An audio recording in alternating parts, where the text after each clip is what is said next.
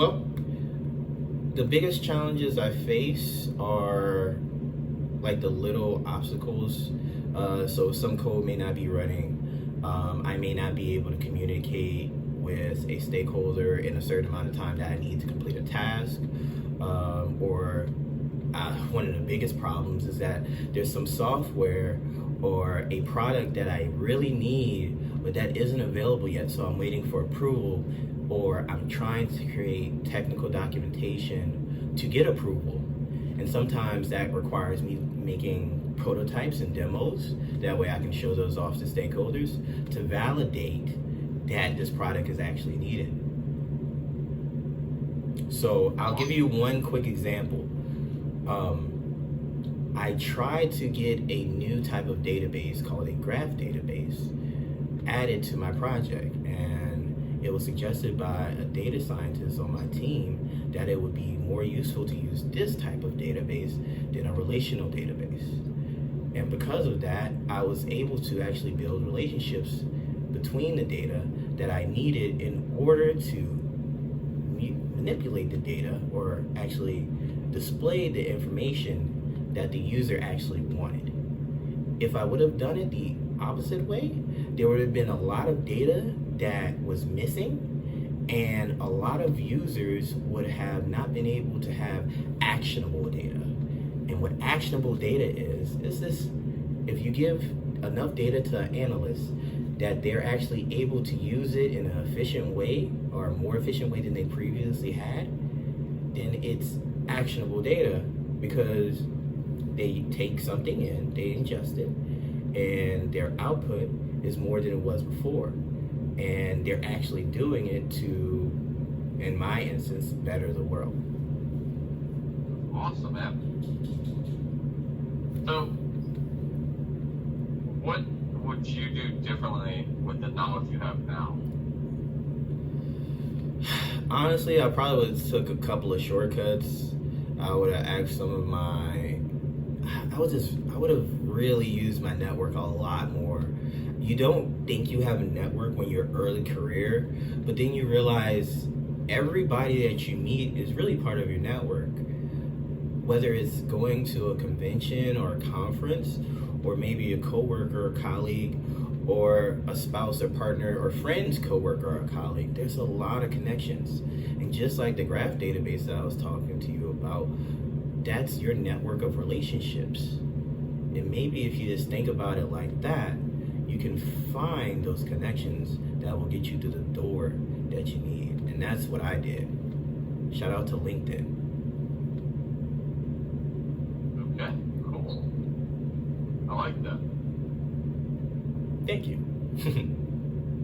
How do you handle your work-life balance? Honestly, I make sure that I exercise regularly.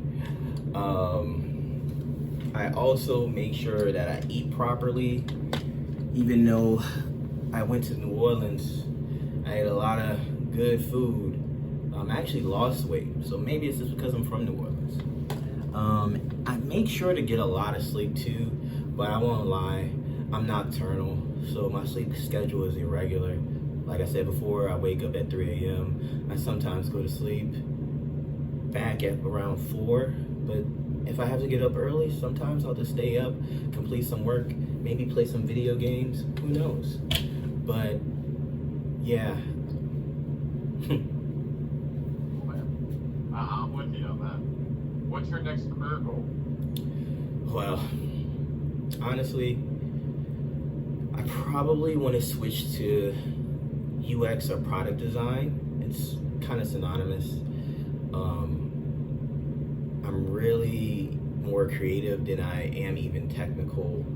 And it's really because that's what I enjoy the most. And I kind of want to let everybody out there know that just do something you enjoy that can still provide the world value, and you'll be happier. So yeah, I'm a developer. I love tech.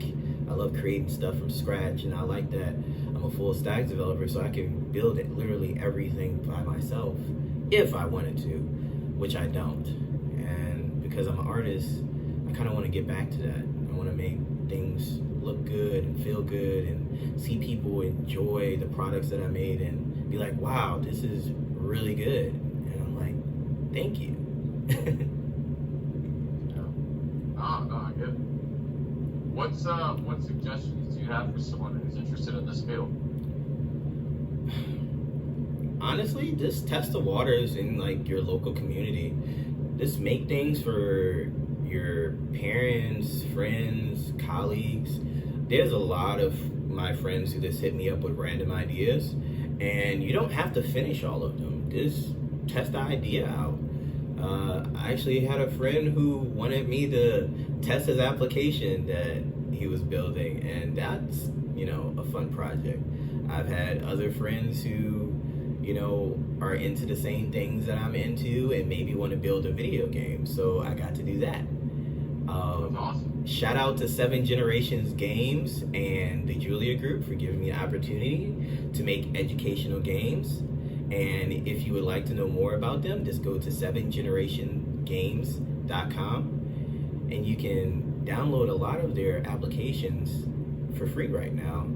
So, shout out. Well, thank you for the interview and for answering my questions. Thank you for your time.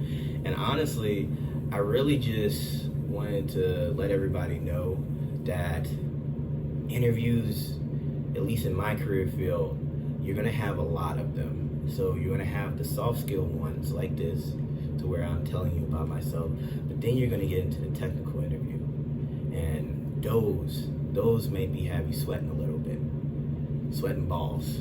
And honestly, I should know. So if anybody else has any more questions about anything, especially the tech interview, you can catch that in another video. This is your boy, Mr. Technically Difficult. Thank you for your time. There you go, bud. Good stuff.